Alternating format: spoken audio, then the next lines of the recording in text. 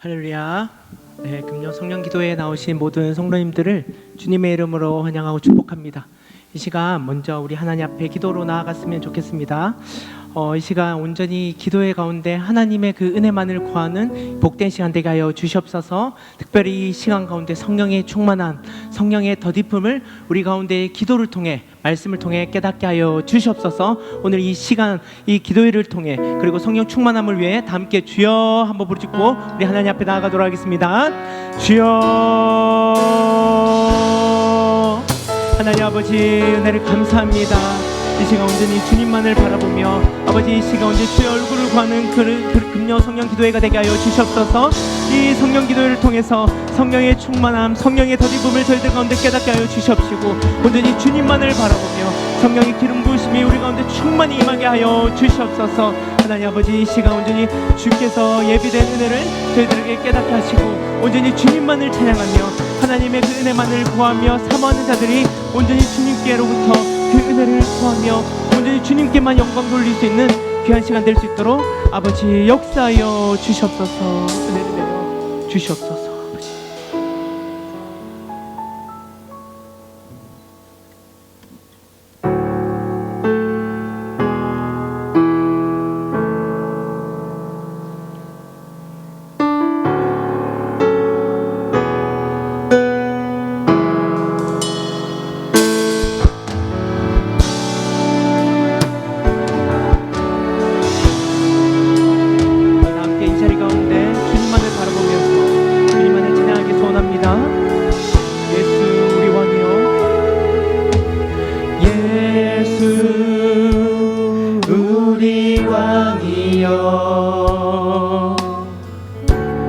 이곳에 오소서.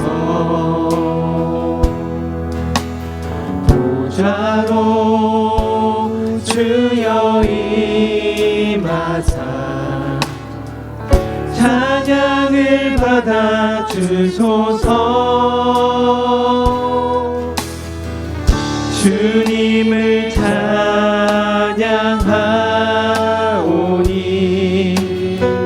주님을 경배하오니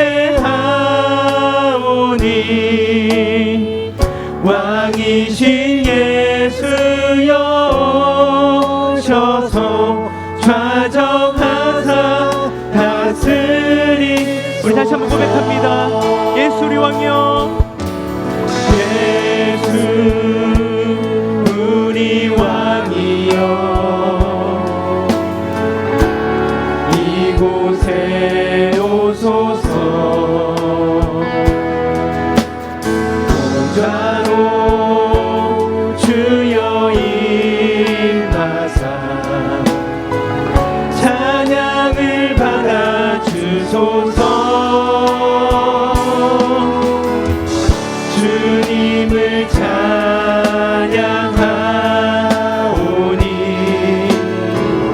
주님을 경배하오니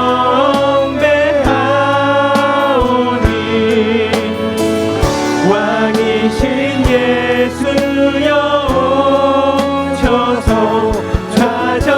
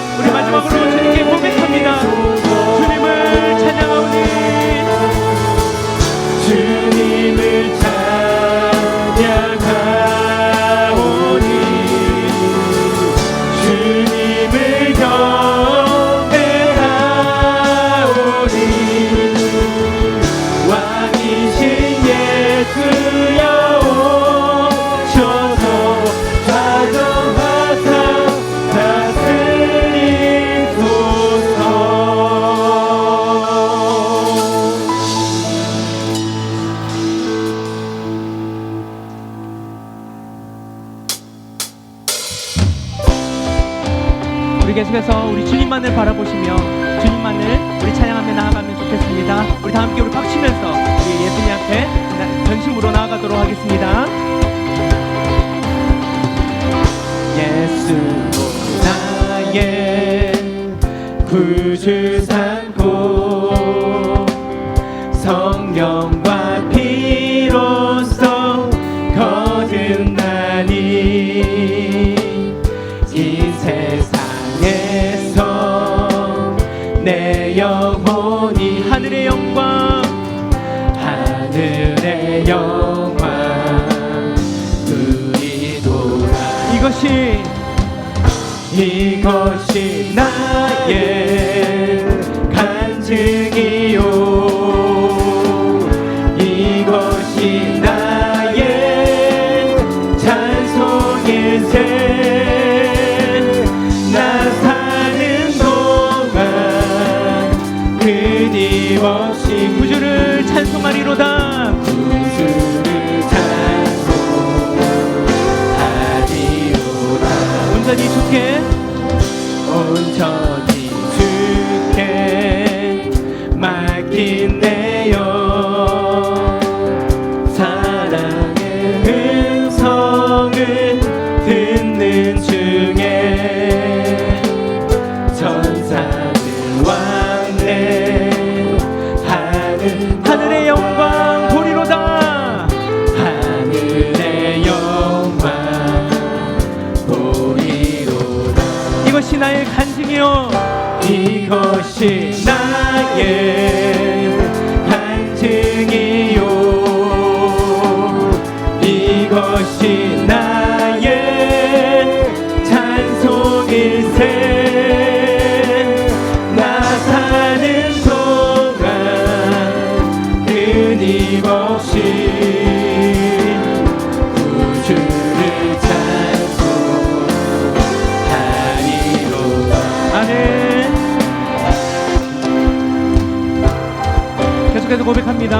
주 안에 기쁨 누림으로 마음의 풍랑이 잔잔하니 세상과 나는 간 곳 없고 구속한 주만 구속한 주만 보이도다. 이것이 나의 간증이요 이것이 나의 찬송일세. 나 사는 동안 끊임없이 구주를 찬송. 이것이 나의 간증입니다. 이것이 나의 간증이요 이것이 나의 찬송일세. 나 사는 동안 끊임없이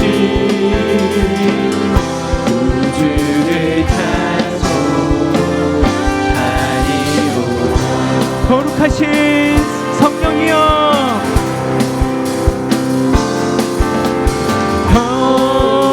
거룩하신 성령이여 우리에게 임하소서. 우리에게 임하소서.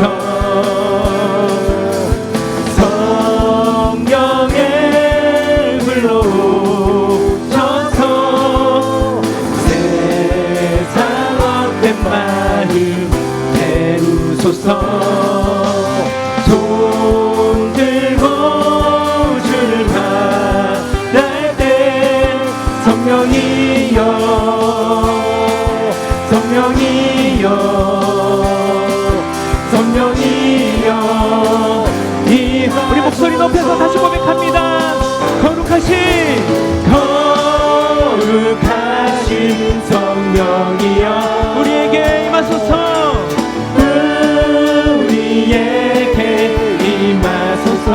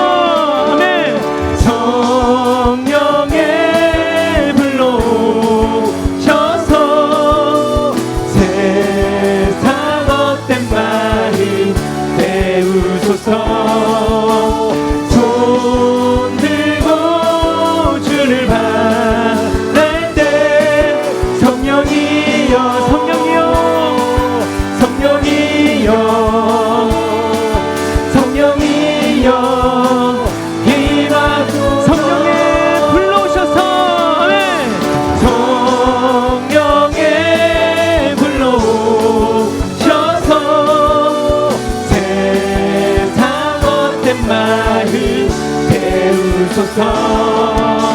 손 들고 주를 바랄 때 성령이여 성령이여 성령이여 임하소서. 성령이여 임하소서. 성령이여 성령이여 성령이여 임하소서. 아멘.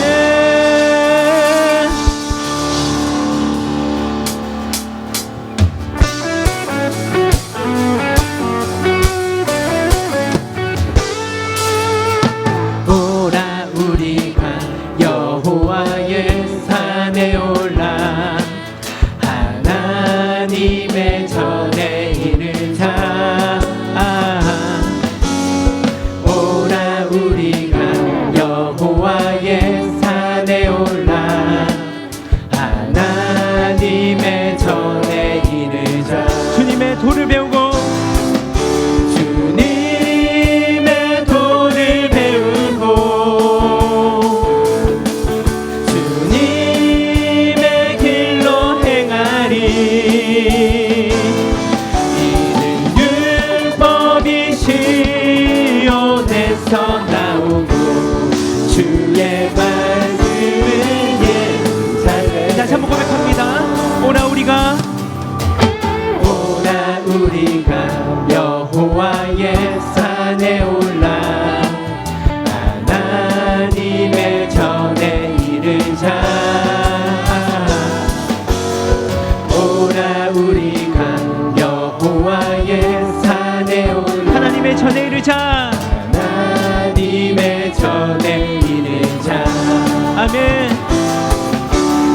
주님의 도를 배우고 주님의 길로 행하리.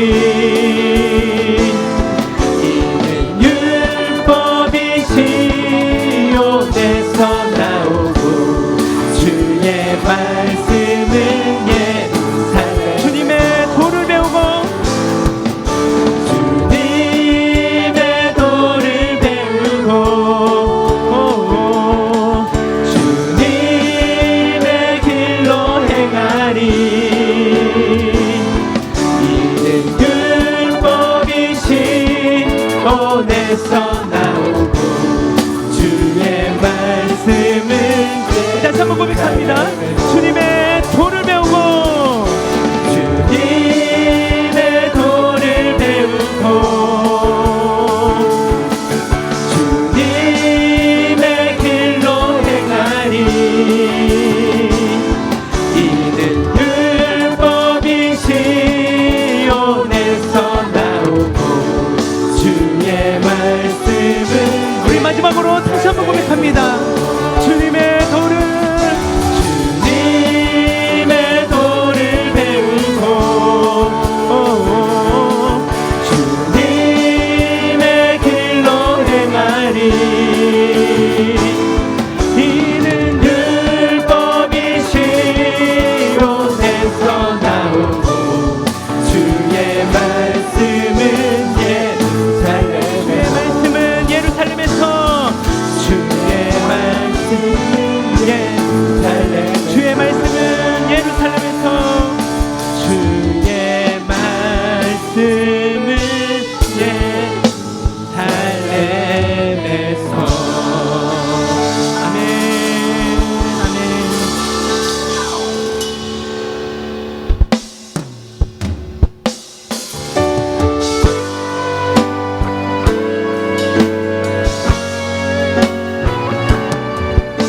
계속해서 우리 주님만을 찬양하며 나아가도록 하겠습니다.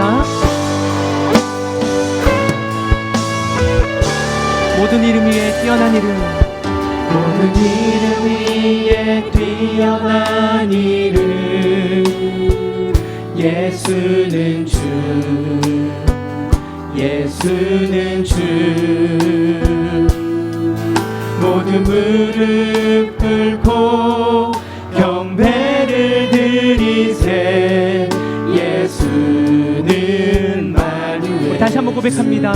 모든 이름 위에 뛰어난 이름, 모든 이름 위에 뛰어난 이름 예수는 주, 예수는 주, 예수는 주. 모든 무릎 꿇고 경배를 드리세. 예수는 마리의 주님. 아멘. 예수는 주, 예수는 주. 온 천하 만물을 얼어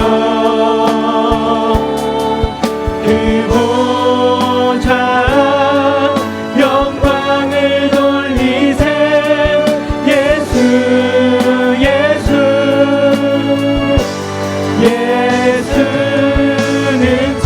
모든 이름 위에 뛰어난 이름, 모든 이름 위에 뛰어난 이름 예수는 주, 예수는 주. 모든 무릎 꿇고 경배를 드리세. 예수는 마리. 주님만을 높입니다. 예수는 주, 예수는 주, 예수는 주. 온 천하 만물을 얼어 그 보좌 영광을 돌리세. 예수, 예수,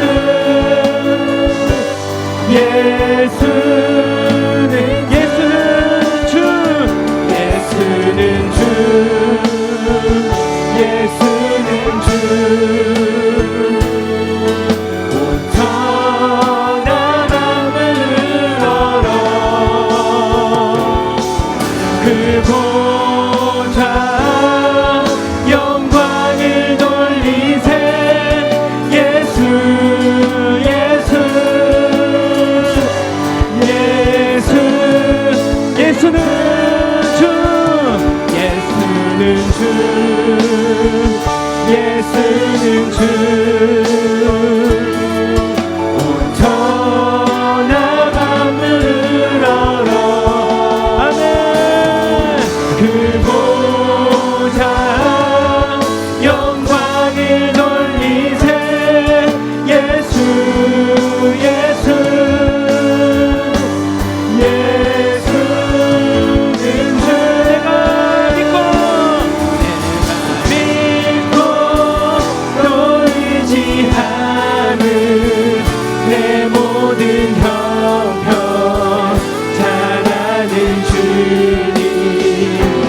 늘 돌보 봐주실 것을 나는 확실히 아네. 하나님의 은혜로 하나님의 은혜로 있을 데 없는 자 왜 구속하여 주는지 난 알 수 없도. 왜 내게 굳센 믿음과 왜 내게 굳센 믿음 또 복음 주셔서 또 복음 주셔서 내 맘이 항상 편한지 난 알 수 없도. 내가 믿고 내가 믿고 또 의지하는 내 모든 형편 잘하는 주님. 늘 돌보 봐주실 것을 나는 확실히 아네. 왜 내게 성령 주셔서 내게 성령 주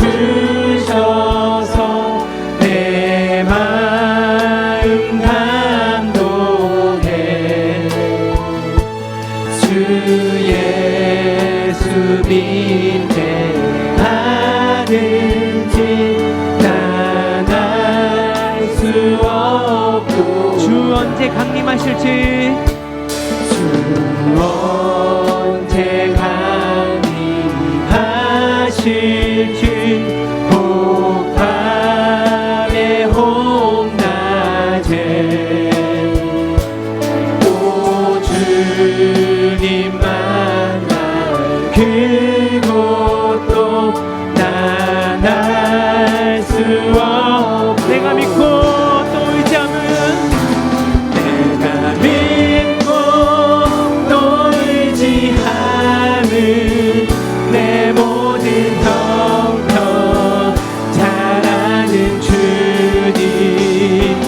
늘 돌보아주실 것을 나는 확실히 내가 믿고 또 의지하는 내 모든 형편 잘하는 주님 돌보아주실 것을 나는 확실히 내가 믿고 아멘 내가 믿고 또 의지하는 내 모든 형편 잘하는 주님 돌보아주실 것을 우리 마지막으로 고백합니다. 내가 믿고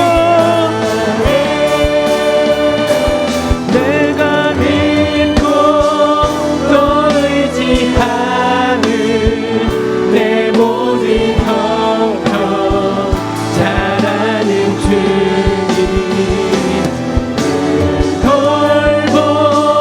돌보아주실 것을 나는 확실히 아네 우리 시간 그런 주님의 은혜를 사모하게 해달라고 이 시간 말씀 가운데 온전히 주의 성령께서 역사하게 해달라고 오늘 말씀 전하시는 이성영 목사님 가운데 성령 충만케 하여 주셔서 온전히 이 말씀을 통하여 하나님의 얼굴을 구하며 주의 은혜를 사모하는 귀하고 복된 시간 되게 하여 주시옵소서. 시간 다 함께 주여 한번 부르고 주님 앞에 나아가도록 하겠습니다. 주여 하나님 아버지 은혜를 감사합니다. 이 시간 온전히 주께서 역사하여 주시옵소서. 이 예배 가운데 온전히 주님만이 저희들 가운데 전부가 되게 하여 주시옵시고 하나님 그 뜻 가운데 이 예배 가운데 이 기도의 가운데 온전히 주의 성령께서 역사하여 주시옵시고 저희들의 마음과 저희들의 생각을 주님께서 깨닫게 하여 주시옵소서. 하나님 은혜를 내려 주시옵소서. 주님의 은혜만을 사모하며 나아가겠습니다. 아버지님 역사하여 주시옵소서.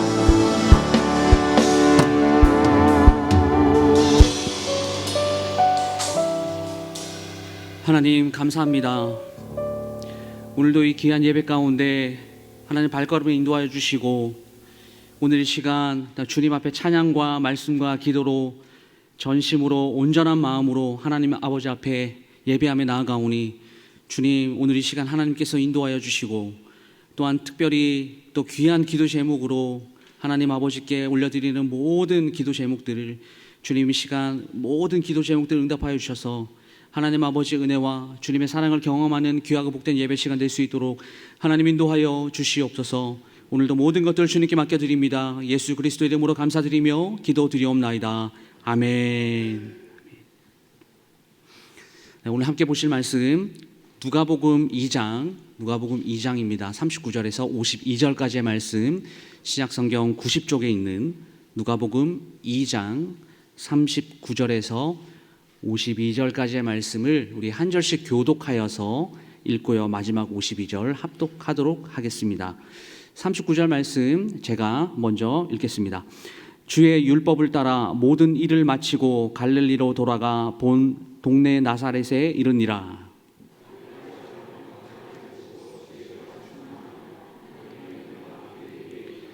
그의 부모가 해마다 유월절이 되면 예루살렘으로 가더니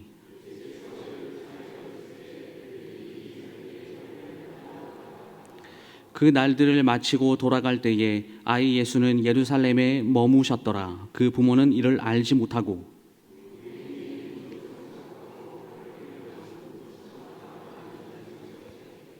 만나지 못함에 찾으면서 예루살렘에 돌아갔더니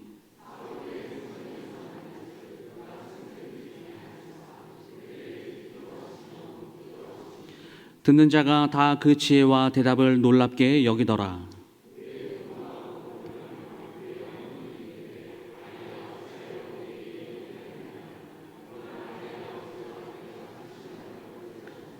예수께서 이르시되 어찌하여 나를 찾으셨나이까? 내가 내 아버지 집에 있어야 될 줄을 알지 못하셨나이까? 하시니 예수께서 함께 내려가사 나사렛에 이르러 순종하여 받드시더라. 그 어머니는 이 모든 말을 마음에 두니라. 예수는 지혜와 키가 자라가며 하나님과 사람에게 더욱 사랑스러워 가시더라. 아멘. 할렐루야. 네, 반갑습니다. 담임 목사님께서 또 귀한 또 이게 청년 교육자들에게 또 한 달에 한 번씩 이렇게 또 금요 성령 기도회를 또 말씀을 전할 수 있는 또 기회를 주셔서 또 여러분들과 함께 말씀을 나누게 되는 이 시간들이 너무나 귀합니다.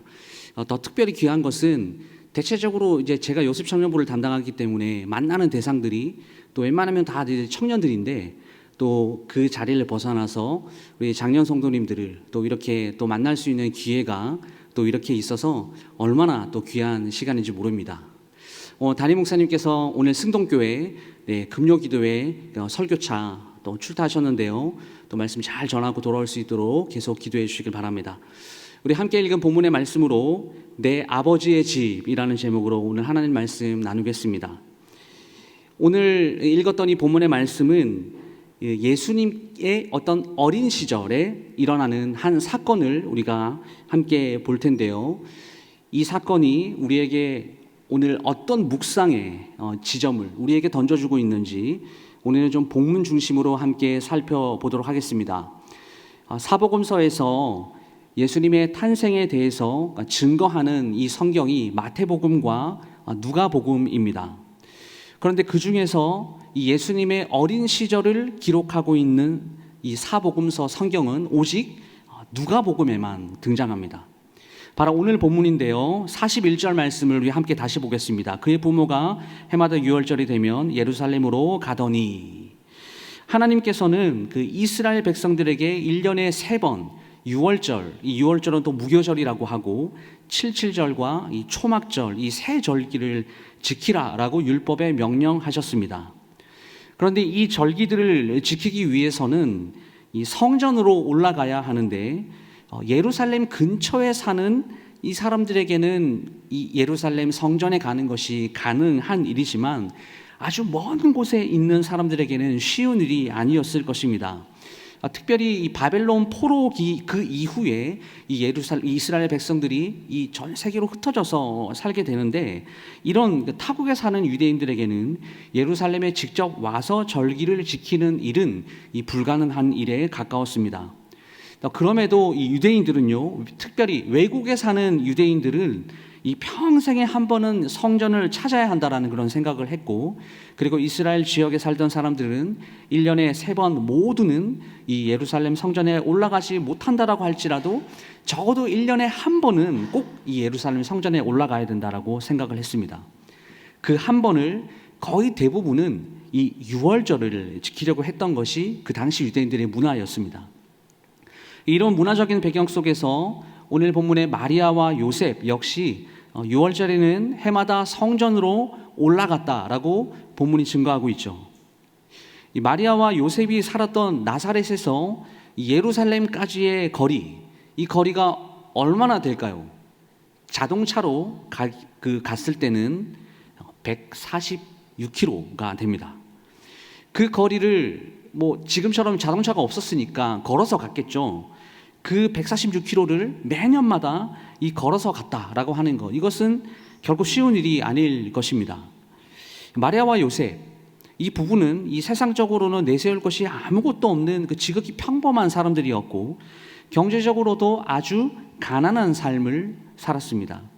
그럼에도 불구하고 그들은 그 하나님의 말씀, 그 율법에 나와 있는 계명들을 지키면서 살려고 애를 썼던 그런 사람들이었어요. 오늘 42절 말씀을 함께 보시면 예수께서 12살 되었을 때에 그들이 이 절기의 관례를 따라 올라갔다가 라고 기록합니다.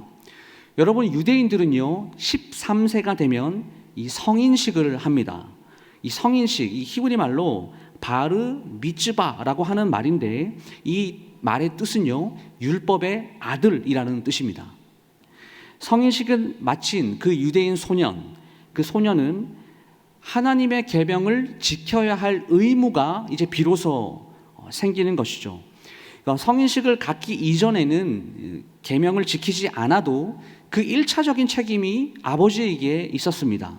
하지만 13세 이후 성인식을 가진 그 이후에는 그 율법의 계명을 지키지 않은 그 모든 책임을 자신이 져야 합니다.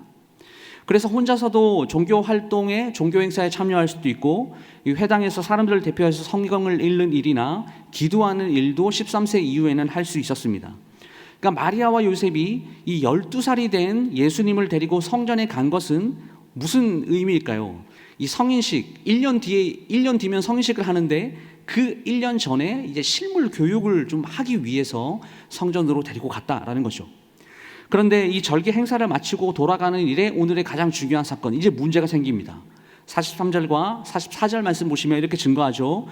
그 날들을 마치고 돌아갈 때에 아이 예수는 예루살렘에 머무셨더라. 그 부모는 이를 알지 못하고 동행 중에 있는 줄로 생각하고 하루길을 간 후 친족과 아는 자를 중에서 찾되라고 기록합니다. 예수님이 없어진 거예요. 그런데 마리아와 요셉은 이 예수님이 보이지 않는다라는 사실을 곧바로 알았던 것이 아니라 하루길을 간 다음에야 알았습니다. 당시 이스라엘 백성들은 이 절기를 지키기 위해서 예루살렘으로 올라가고 내려오는 그런 일들을 할 때에 가족들과 친족들과 여러 사람들이 큰 무리를 지어서 함께 이동하곤 했습니다. 여성들과 이 어린 아이들이 걸음이 느리기 때문에 먼저 출발하고 이 성인 남자들이 뒤따라서 출발하곤 했죠. 그래서 어떤 신약학자는 이 본문의 주석을 예수님은 당시 12살이었기 때문에 어느 쪽에 끼어야 하는지 좀 어정쩡한 나이였다. 마리아와 요셉은 자신들이 속한 무리가 아닌 다른 무리에 예수가 끼었을 것이라고 생각했던 것으로 보인다. 이렇게 주석을 하기도 했습니다. 당시 6월절의 예루살렘은 어땠을까요? 이 6월절 이스라엘 백성들뿐만이 아니라 여러 타국에서 온 유대인들 그리고 순례객들 때문에 사람들이 어마어마하게 많았을 것입니다. 그렇게 많은 사람들이 예루살렘에서 6월절 기간 동안 머물렀다라는 것, 이것은 이 당시의 사람들에게도 좀 기적과 같이 여겨질 정도였습니다. 그렇게 많은 사람들이 이 북새통을 이루었기 때문에 마리아와 요셉은 예수님이 어련히 잘 있겠지라고 하다가 그만 잃어버리고 만 것이죠. 그래서 이 마리아와 요셉이 이제 예수님을 찾아 나섭니다. 44절과 45절 본문 보시면 동행 중에 있는 줄로 생각하고 하루길을 간 후 친족과 아는 자 중에서 찾되 만나지 못하며 찾으면서 예루살렘에 돌아갔더니 이렇게 이야기하고 있습니다. 마리아와 요셉이 부모님들이 예수님이 귀가하는 그 무리 속에 있을 것이다라고 생각하고 있다가 저녁에 이제 그 지점에 이르렀을 때 찾아보니까 없는 거죠. 처음에는 친척이나 이 마을 사람들과 함께 있겠지라고 찾아봤지만 역시나 예수님은 없었습니다. 그래서 이 아들 예수님을 찾아서 왔던 그 길을 다시 거슬러서 더듬어 가기 시작을 한 거예요. 여기서 찾다라는 이 원어적인 뜻의 의미는 한 사람 한 사람씩 샅샅이 뒤지다라는 이런 의미입니다. 그렇게 며칠 동안을 찾았습니까? 사흘 동안을 그렇게 예수님을 찾아 다녔던 거예요. 그렇게 찾던 예수를 그들이 출발했던 성전 안에서 다시 만나는데요. 46절과 47절 말씀 보십시오. 사흘 후에 성전에서 만난즉 그가 선생들 중에 앉으사 그들에게 듣기도 하시며 묻기도 하시니 듣는 자가 다 그 지혜와 대답을 놀랍게 여기더라. 여러분, 이 사흘 만에 다시 만난 예수님은 무엇을 하고 계셨습니까? 여러 선생님들과 토론을 하고 있었습니다. 이 질문을 주고 이 질문의 답을 이렇게 받는 이 문답법은요, 당시 교육의 주된 방법이었습니다. 이 사람들이 많은 곳에서 자녀를 잃으면요, 처음에는 아이를 찾아야 되겠다는 일념으로 아무 생각이 나지 않죠. 그러다가 한참 만에 찾고 나면 비로소 화가 나기 시작합니다. 아시는 분들은 아시겠지만 저는 4아이를 키우고 있습니다. 3아들과 딸 하나를 키우고 있습니다. 이제 집에서, 이게 여담인데요, 집으로 이렇게 돌아가면 제가 요즘에 딸을 너무 좋아하거든요. 이 딸이요, 문을 열고 집에 딱 들어가면요, 이게 미소를 지으면서 막 뛰어와요. 그래서 이렇게 푹 안깁니다. 그 시간에 아들들은 TV를 보고 있거나 아빠 왔어? 이러고 그냥 자기 일을 하는, 그러한 이 아이들을 양육을 하고 있는데요, 모두가 다 귀해요. 귀한 자녀이기 때문에 제가 이 감정이입을 한번 해보면, 제 아이가, 특별히 이 막내 딸이 이 가는 길에 잊어버려가지고 사흘을 찾아야 된다라는 그런 생각을 했을 때 그게 아찔한 거죠. 와, 이게 어디서 찾을 수 있을까? 무엇을 하고 있을까라는 어떤 그런 걱정들과 염려와 그런 고민들을 엄청나게 많이 할 것 같은데, 찾고 나면 막 너 어디 있었어? 이렇게 엉덩이를 한 대 때려주고 싶을 것 같아요.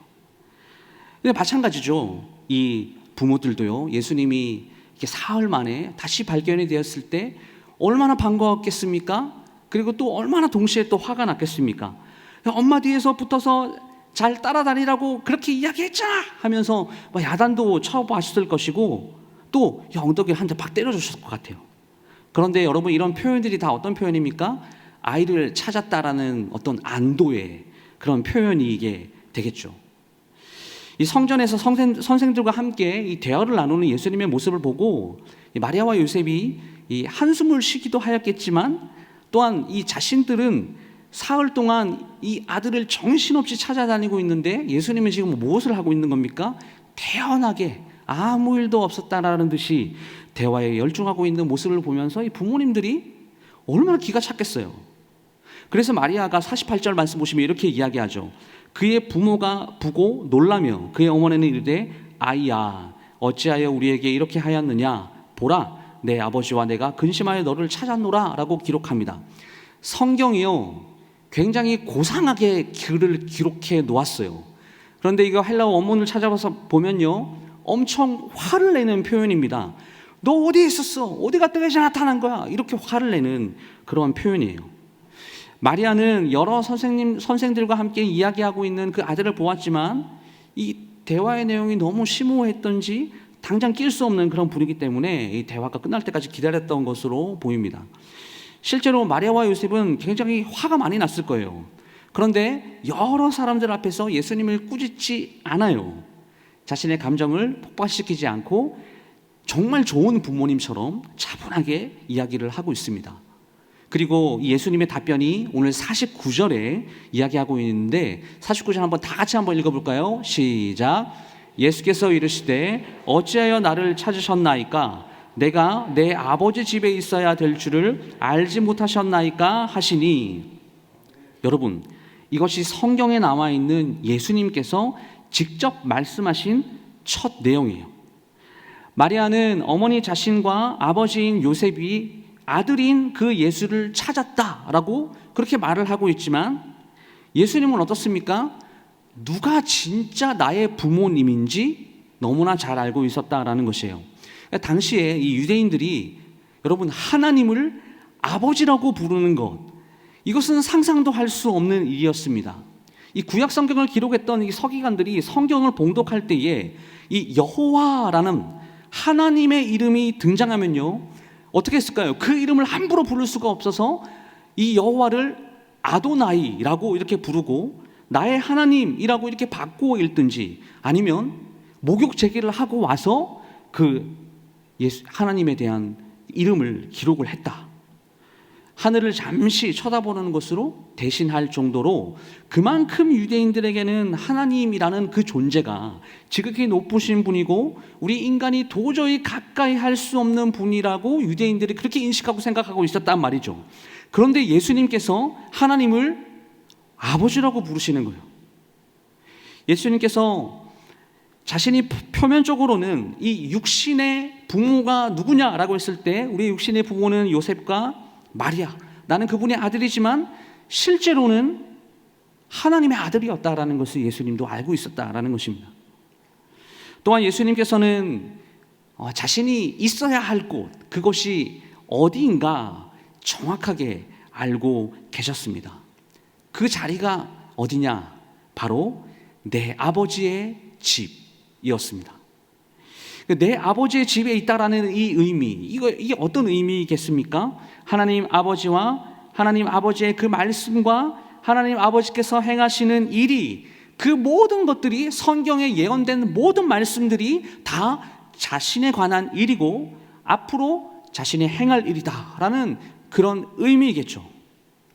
여러분, 구약 성경의 다윗을 한번 보시겠습니까? 너무나 잘 아시죠? 그 인생에 얼마나 많은 고난이 있었습니까? 어린 시절 양만 쳤어요. 부모님의 돌봄을 받지 못했습니다. 또 결혼 후에는 아내로부터도 이해를 받지 못했습니다. 또 자기 자녀들이 저지르지 말아야 할 그런 일들도 너무나 많이 저질렀습니다. 그것뿐만이 아니라 자식에게 이 쿠데타를 당해서 도망자의 신세까지 살게 되었습니다.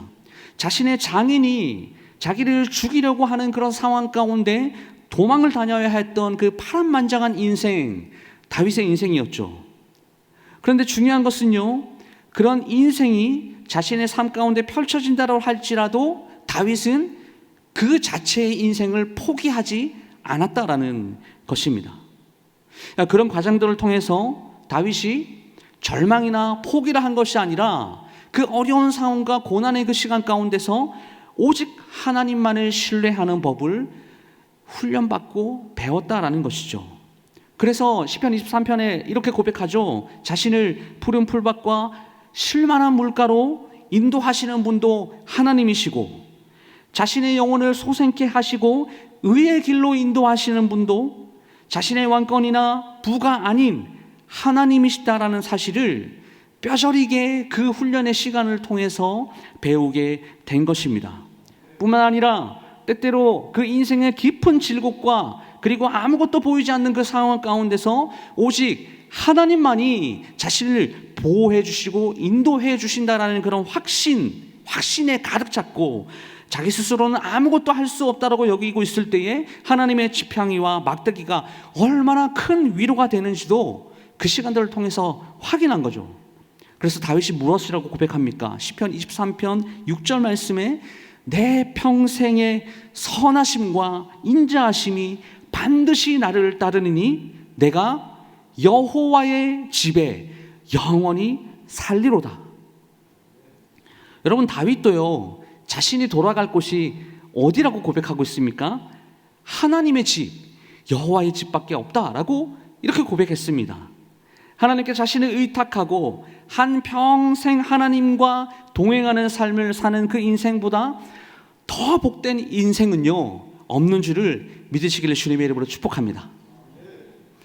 본문의 내용을 우리가 좀 살펴봤는데요, 오늘의 이 본문이 이제 중요한 것은 우리에게 어떤 이 묵상의 지점들을 던져주고 있는가, 이것을 좀 두 가지로 우리가 생각해 볼 수 있는데요, 첫 번째는 우리를 구원하기 위해서 이 땅에 오신 주님께서도 자람의 과정이 있다라고 그렇게 말을 하고 있다라는 겁니다.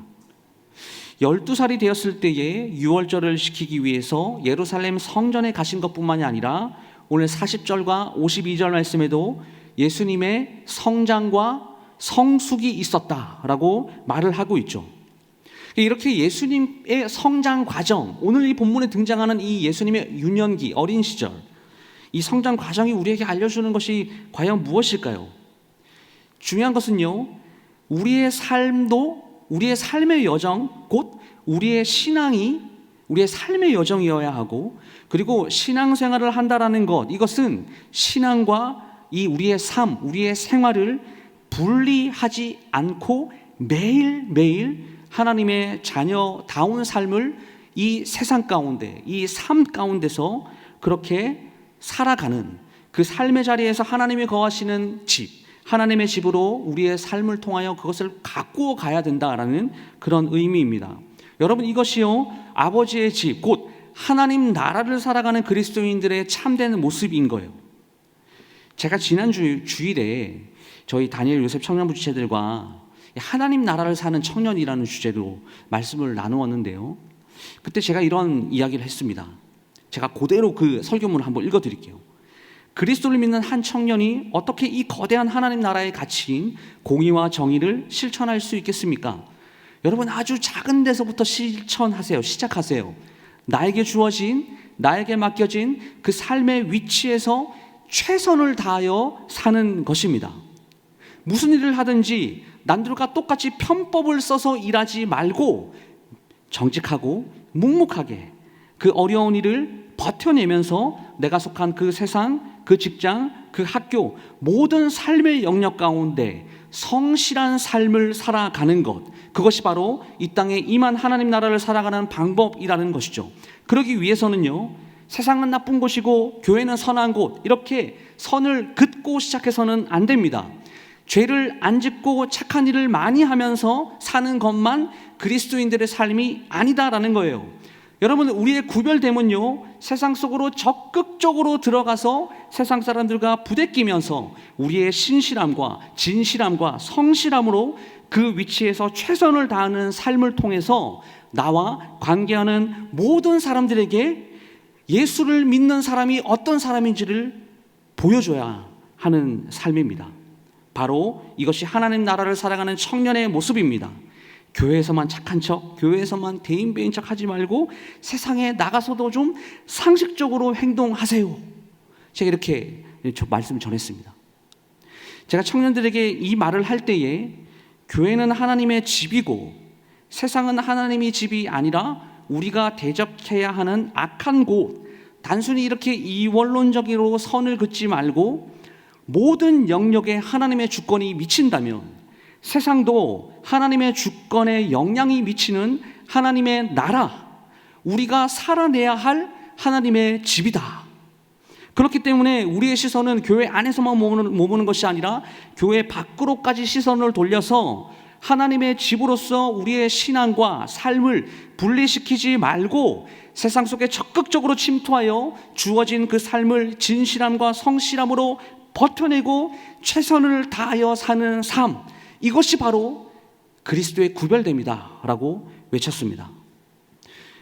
여러분, 교회에서는 거룩한 척 하시고 교회 문 밖을 벗어나서는 믿지 않는 자들과 똑같이 살아가는 것은요, 이 일상의 하나님의 집, 하나님 나라를 가꾸면서 살아가는 삶이 아닙니다. 우리는 온 세상을 자유의지를 가지고 주권적으로 통치하시는 하나님의 주권이 미치는 모든 영역이 하나님의 집, 하나님의 나라임을 믿는 사람들입니다. 그렇다면 우리의 일상도 이 하나님의 집이 되도록 최선을 다해서 진실하게, 성실하게 우리의 삶을 가꾸어 나가야 한다라는 것이죠. 두 번째로, 동시에 우리가 궁극적으로 소망해야 할 것, 바로 하나님의 집을 소망해야 합니다. 여러분, 이 아버지의 집이란 하나님께서 통치하시는 곳을 말하죠. 그곳은요, 종말론적으로 그리스도인들이 죽어서 가는 곳이기도 하지만 이 현재적 관점에서는 살아서 이 땅에 세워야 할 하나님의 나라이기도 합니다. 하나님 나라를 세우기 위해서 그리스도인들은요, 생각하는 것, 그리고 우리가 선택하는 것, 우리가 행동하는 것, 그 모든 것을 어디에 초점을 맞춰야 됩니까? 하나님의 관점으로 생각해야 되고 하나님의 관점에 초점을 맞춰야 되고 하나님의 뜻에 맞추어 선택해야 하고 하나님에 대한 믿음을 갖고 행동하고 살아가는 것, 이것을 바로 현재적 관점에서 우리가 세워야 될 하나님의 나라라고 이렇게 이야기를 하는 것이에요. 근데 실제로 이게 제 얘기가 아니라 성경 곳곳에 그 시대를 살았던 사람들의 기록이 성경에 나와 있습니다. 여러분, 엘리야 아시죠? 엘리야는요, 하나님의 관점으로 모든 사물들을 판단했습니다. 이 비를 위하여서 6번이나 기도했지만 응답이 없었어요. 7번째에 바다에 사람 손바닥만한 작은 구름이 일어났습니다. 이 몸종은 그 구름을 아마 무시했을지도 몰라요. 그런데 엘리야는요, 그 구름을 보고 그때까지 대기하고 있었던 이 아합에게 마차를 준비하고 가라라고 말을 합니다. 왜요? 큰 비가 내릴 것이기 때문이죠. 그 엘리야의 눈에는 그 아무것도 아닌 그 작은 구름이 하나님의 시선으로 봤을 때 하나님의 사인이었던 것입니다. 여러분, 다윗처럼 하나님의 뜻에 맞추어 선택한 사람도 성경에는 많지 않습니다. 자신을 죽이려고 했던 그 원수 사울 왕이 자신을 쫓다가 밤이 되어서 잠을 자고 있었습니다. 그때에 이 다윗과 부하 한 명이 그 잠자는 곳까지 무사히 침투를 했어요. 그 부하가 명령만 내리십시오. 오늘 하나님이 주신 기회입니다. 얼마나 가까이 있었든지 이 창을 막 두 번 찌를 필요가 없다라고 이렇게 이야기를 했어요. 하지만 다윗은 어떻습니까? 그 우리의 시선으로 봤을 때 그 좋은 최고의 기회, 자신의 원수를 죽일 수 있는 그 기회를 선택하지 않았어요. 대신 왕의 창과 물병만 갖고 나오는 것을 선택하죠. 왜 그렇습니까? 하나님께서 이미 선택하신 그 기름 부은 왕을 내가 선택하여 죽일 수 없었기 때문이에요. 그때 사울왕 주변에는 이 3,000명이 넘는 군사가 자고 있었습니다. 그리고 그 선택으로 인해서 이 사울왕의 추격이 이제 잠시 멈추게 되죠. 하나님에 대한 믿음을 갖고 순종한 일 중에서 가장 극적인 사건, 여리고 공격만큼 이 드라마틱한 이야기가 없습니다. 여러분, 여리고 성벽은 단순한 어떤 울타리의 벽이 아니었죠. 그 벽 위에는 길이 있었는데요, 이 전차들이 왕래할 정도로 아주 튼튼한 성벽이었습니다. 각종 무기와 이런 모든 병기들을 다 총동원해도 무너뜨릴 수 없었던 그 벽을 두고 이스라엘 백성들이 어떻게 했습니까? 이 주변을 맴돌기만 했죠. 법궤를 앞세우고 침묵으로 그 난공불락의 성 주변만 계속 이렇게 맴돌았던 거예요. 근데 어떻게 되었습니까? 힘 하나도 들이지 않고 여리고를 무너뜨리는 기적을 경험하였죠. 오직 하나님의 말씀에 집중했고 하나님의 말씀을 전적으로 믿었고 하나님의 말씀을 전적으로 순종했기 때문에, 신뢰했기 때문에 이러한 결과를 맞이할 수 있었습니다. 말씀을 마무리하겠습니다. 믿음의 선배들은요, 이 땅에 하나님 나라를 세우는 어떤 모델이라고 생각을 합니다. 우리도 그 믿음의 선배들을 본받아서 이 땅에 여호와의 집, 하나님 나라를 세워야 합니다. 여러분, 우리가 최종적으로 거할 곳이 다 아시죠? 하나님의 집이기 때문이에요. 우리가 최종적으로 갈 곳, 거할 곳이 하나님의 집입니다. 이것이 종말론적으로는 천국이고 현재적인 관점에서는 바로 우리가 살아가야 할 이 세상, 우리의 일상이 하나님의 집, 하나님의 나라라는 사실을 꼭 기억하시고 이 세상을 살아갈 때에 종말론적 천국, 그 아버지의 집을 소망하면서 바라보면서 우리에게 주어진 이 현재의 삶, 이곳에 이 세상을 살아가는 우리 모두가 그 천국의 아버지의 집처럼 살아가기를 간절히 소망합니다. 그리고 일상의 하나님의 집에서 최선을 다하고 성실하게 편법 쓰지 않고 신실하고 진실하게 하나님 앞에 그 어려움을 이길 수 있는 힘을 달라고 기도하시면서 버텨내며 살아가는 것, 그것이 일상의 하나님의 집을 살아가는 그리스도인의 구별됨임을 기억하시고 이 땅에서 하나님의 나라를 이루기 위해서 경건과 거룩에 힘쓰시는 살아가는 광야의 모든 성도님들 다 될 수 있기를 주님의 이름으로 축복합니다.